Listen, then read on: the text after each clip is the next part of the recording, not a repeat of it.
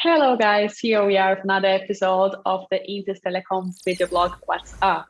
And now I have here with me straight from Cape Town, South Africa, the Waheed Adam. He has a huge experience messaging business with the Prime Group and iTouch. So welcome. Thank you for being with us, Waheed.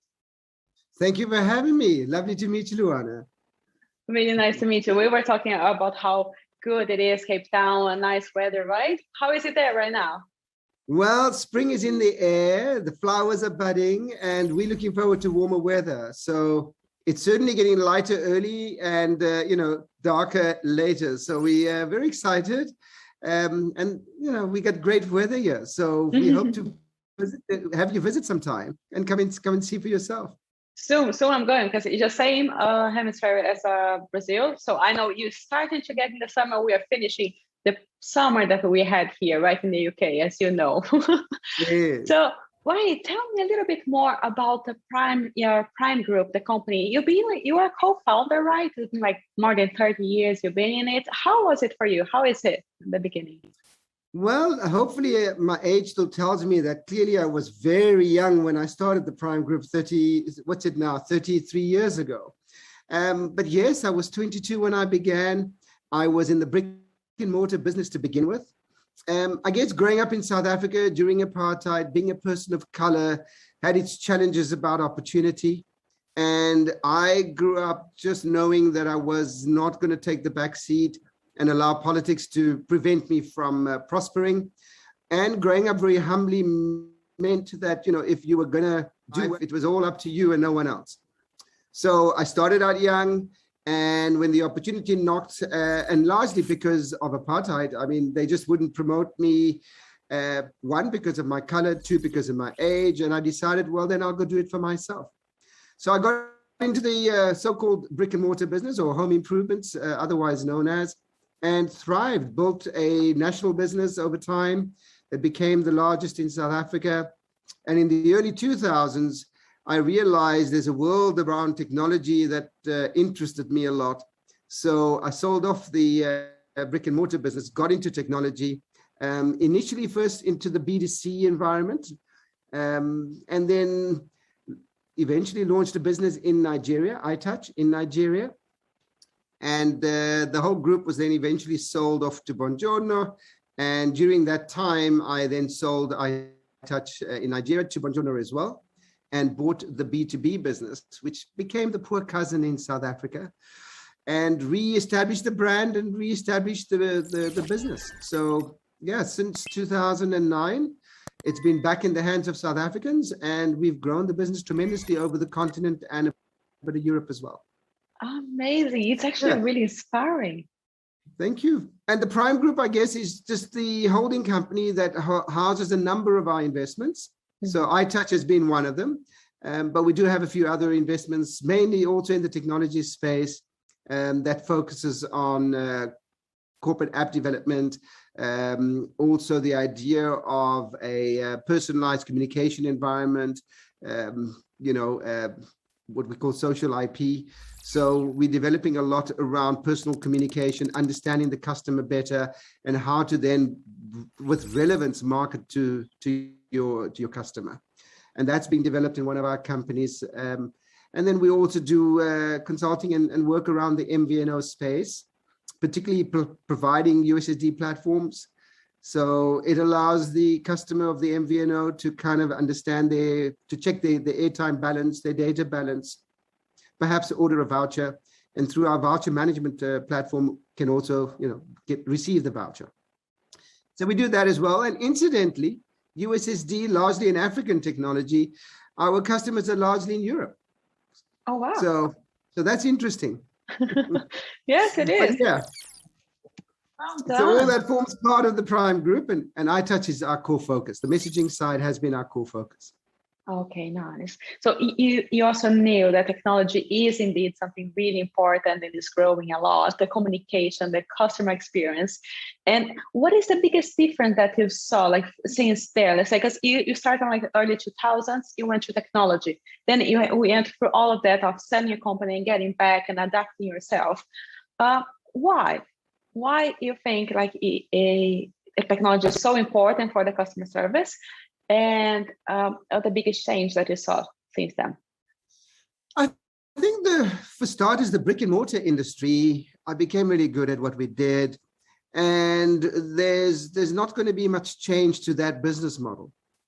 Oh, yeah. Whereas in technology, I mean, we know it's an ever evolving environment.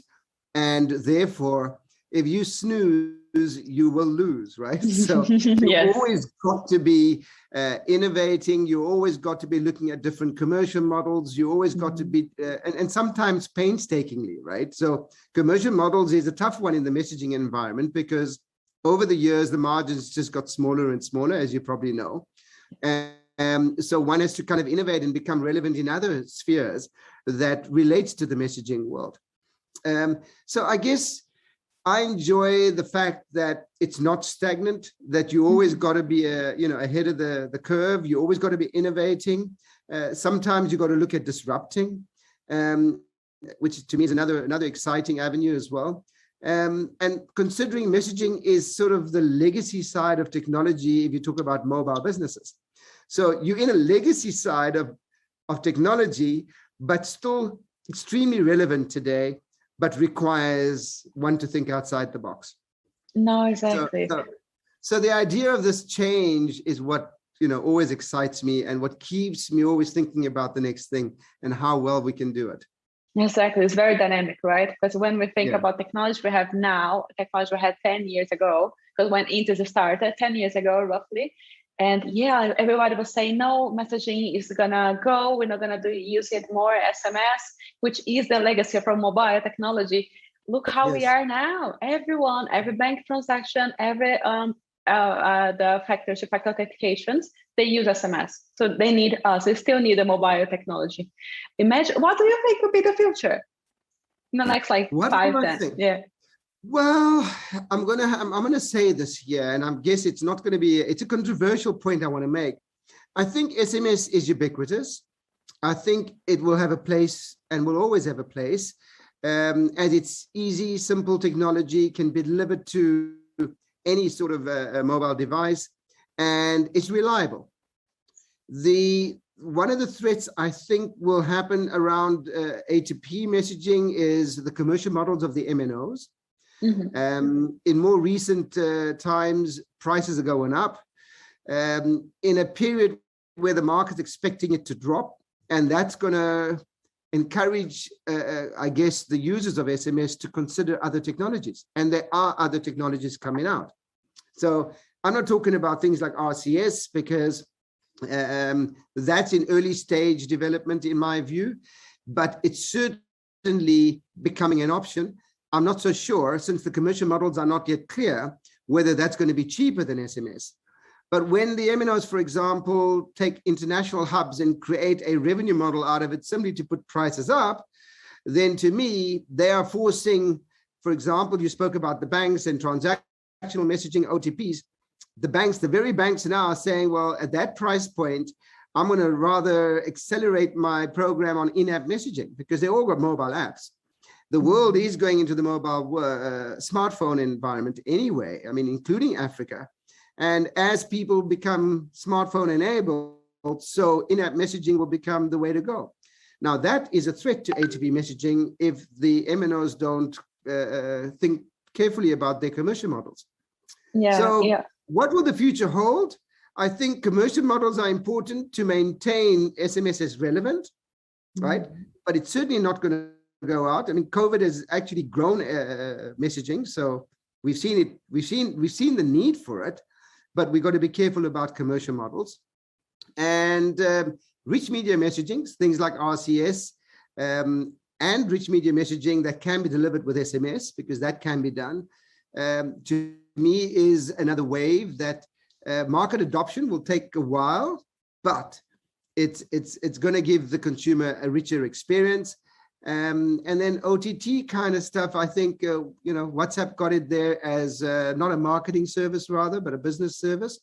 So it still doesn't kind of compete in the space of marketing, but there is relevance in OTT environments. And again, the MNO commercial models will will decide how quick that adoption shifts. So we got to be careful of that. Yeah. No, we will. And everything they're saying here, I heard in a couple of the events from MAF, the Mobile Ecosystem Forum, and you are the board there, right? That is correct. For my sins, I do sit on the board. I started off quite a few years ago, I think 2017, when we still had the EMEA board. But the EMEA board was disbanded and it became just one board now for the entire globe. So yes, I've been serving on that board for a while now, and happy to say that I'm giving more relevance to the African continent, but making it available to our European and US and West counterparts, including the East, of course, as well. So we want to put Africa on the map, and that's been a core focus for me. Oh, no, yeah, that's very good. Because actually, from Intis, we also have a really good market from telecoms there in Nigeria and South Africa. I think also in, where was it? I think it's Nigeria. It's one of our biggest market there in South Africa. But well, thank you. To collaborate, Deliwana. Oh, yes, for sure. I'm soon getting in the map to talk to them. Hey, let's talk more about Africa. Let's collaborate, because also your market is big here in Europe. So let's collaborate together. Why not? Absolutely. But Waheed, now tell me something funny about you, like some hobbies that you do, some curious fact. Come on. So, well, look, firstly, I'm a social animal, right? So I love people. I do love people. So I love meeting people. And I also like to ensure that I expend energy with music. Nice. In other words, I love to dance as well. So I have a 24-year-old son, and often his friends see me out and wonder why he is not out with me when his dad is out partying. So yeah, I love being out there. I love people. I love socializing. I'm also at a point of my life where I love giving back. So other than serving on the board of the Mobile Ecosystem Forum, or MEF, I also am part of the regional council for the MEPA region of the Entrepreneurs Organization. I'm a past president of the Cape Town chapter. It's an organization that has around 15,500 members in about 62 countries and about 200 cities. So I'm very involved with that, and it's a great platform as an entrepreneur to bounce things off other entrepreneurs, but I guess also at this stage of my life to give back to the younger entrepreneurs within our organization. And then I'm also part of the advisory board of Beyond Bounce, which is a organization that's looking at different and new styled economies that creates more sustainability. Right. So I'm a capitalist, but I'm also a person who believes that our current form of capitalism is not sustainable. Right. It's creating the divide between rich and poor. I mean, we were talking earlier about Brazil. We were talking about South Africa. We were talking about COVID and the impact it has. And over 100 million more people are stuck into poverty, gone backwards since COVID. So, is our economy currently in a style or format that's going to serve the people? I don't think so.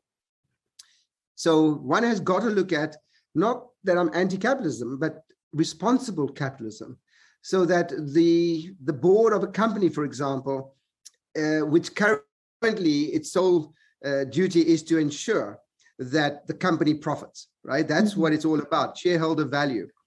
And I'm saying that's got to change. It's got to shift from just shareholder value to how we deal and look after the futures of employees who actually build the business, and also the gap between salaries between like CEOs to clerk, and then also how do we look after the communities that the business operates within, and then of course its customer base.